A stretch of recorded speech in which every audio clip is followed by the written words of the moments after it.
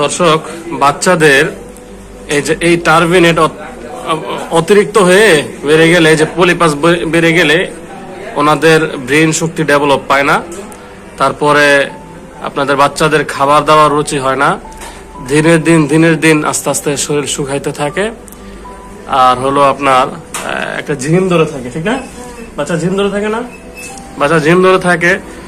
তারপর নাকের হাড়ও বাঁকা হয়ে যায়, ওই যে ভিতর দিয়ে একটু বাঁকা হয়ে গেছে, এই পাশটা একটু ছোট আছে। এই যে ডিআরএস সেপ্টাম বাঁকা আছে, ঠিক ওর মার মতো। ওর আম্মু গতকালকে চিকিৎসা নিছে, সেম ওর আম্মু এরকম সমস্যায় ভুগছে। ডাক্তার দেখাইছে, ডাক্তার বলছে যে ইমার্জেন্সি অপারেশনের জন্য। অপারেশন না করে আমার চেম্বারে এসে ওনার চিকিৎসা নিল। আল্লাহর রহমতে আজকে শুকিয়ে গেছে। তো পরে ওনার ছেলেরও একই অবস্থা। তো এখন চিকিৎসা দিব ওই ছেলেটার। মূলত বিষয়টা হলো আসলে অনেকটাই বড় হয়ে গেছে। এই যে হাড়ের সাথে মাংসপিণ্ডটা লেগে গেছে, তো এটা কিন্তু যখন ঠান্ডা লাগে তখন অতিরিক্ত হয়ে আপনার হাড়টারে কিন্তু চাপ দিয়ে রাখার কারণে হাড়টা একদিকে বাঁকা হয়ে যায়, আর নিঃশ্বাস নিতে সমস্যা।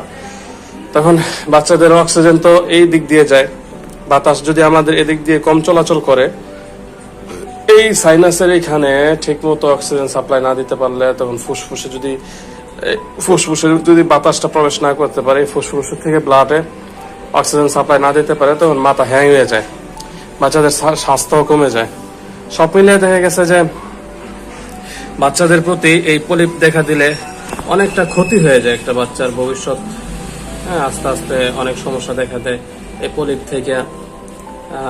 ব্রেনের সমস্যা দেখা দেয়, শরীরের সমস্যা দেখা দেয়, স্বাস্থ্য ততটা উন্নত হয় না, খাবার দাবার রুচিটাও ভালো থাকে না, পড়াশোনায় মনোযোগ বসে না, মেজাজ খিটখিটে থাকে, হ্যাঁ, কোনো কথা ভালো লাগে না, এরকম এই সমস্যাগুলো থাকে। এই পাশটা হাড়টা বাঁকা, এই পাশটা অতিরিক্ত হয়ে গেছে। তো এটা চিকিৎসা যদি আজকে না করাতো তো ধীরে ধীরে আরো সমস্যা দেখা দিত বেশি। তো ঠিক আছে, চিকিৎসা এখনই শুরু করব। 2 ঘন্টার মতো সময় লাগবে। 2 ঘন্টার মধ্যে পলিপটা একদম ড্যামেজ হয়ে যাবে। এই যে গোড়া, পলিপাসের গোড়া থেকে এটা ড্যামেজ হয়ে যাবে। ওষুধ দেওয়ার পরে এই পলিপাসের গোড়া থেকে নষ্ট হয়ে যাবে। এই গোড়াটা মানে এই যে ফুলাটা আছে, মাংসটা, অতিরিক্ত মাংসটা পুরাটাই একটা কালার হয়ে যাবে। তো 3-4 দিনের মধ্যে এটা শুকিয়ে একদম ছোট হয়ে বের হয়ে আসবে। আর পরবর্তীতে 3-4 দিন পরে এই পলিপটা শুকিয়ে যখন বের হয়ে আসবে, তখন আপনার এই সাইডে যেরকম ফাঁকা, সেম এর চেয়ে বেশি ফাঁকা থাকবে। তখন নিঃশ্বাস নিতে আর কোনো সমস্যা হবে না। আপনার ছেলেটা দেখছেন আপনি আপা? এই যে দেখা যায় বন্ধ আছে।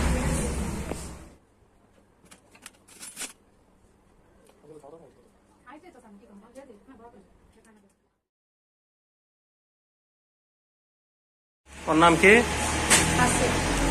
আসিফ। ব্যথা পাইতেছ? কোনো সমস্যা হয়? নাকে দিয়ে রাখছো, কোনো সমস্যা হইতেছে? মানে তুমি তো ভয় পেয়ে গেছো লগা, হ্যাঁ? কি জানি হয়, এরকম কিছু মনে করছো না যে আমার মনে অনেক ব্যথা ট্যাথা করবো, এরকম মনে করছো না? হ্যাঁ, এখন কি তোমার কাছে কিছু মনে হইতেছে? কষ্ট হইতেছে? তা তুমি একটু আরেকটু ভিতরে দাও, ওষুধটা আরেকটু ভিতরে দাও তোমার হাতে। হ্যাঁ, আস্তে দাও। ব্যাস ব্যাস ব্যাস, হয়েছে, সুন্দর হয়েছে। এদিকে নিচে নামাও, এভাবে। এটা না, এভাবে না, এই যে